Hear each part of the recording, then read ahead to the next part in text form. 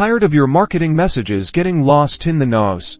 Let's cut through the clutter and create agency campaigns that actually get results. First, log into your agency account and navigate to the Campaigns tab, usually found on the left-hand side of your dashboard. Next, click on the prominent Create Campaign button. This will open up the campaign creation interface. Now, give your campaign a clear and descriptive name, like Welcome New Users or Summer Sale Promotion. Add a brief description outlining the campaign's goal. Then, select the type of campaign you want to run, such as a broadcast message or drip campaign. This is where the magic happens. Define your target audience by using Aisensy segmentation tools. You can filter by demographics, past behavior, or even custom attributes you've added to your contacts. Precise targeting equals better engagement. Time to craft your message. Use the message editor to create compelling content. You can add text, images, videos, and even interactive buttons to encourage responses. Remember to keep your message concise and engaging. Finally,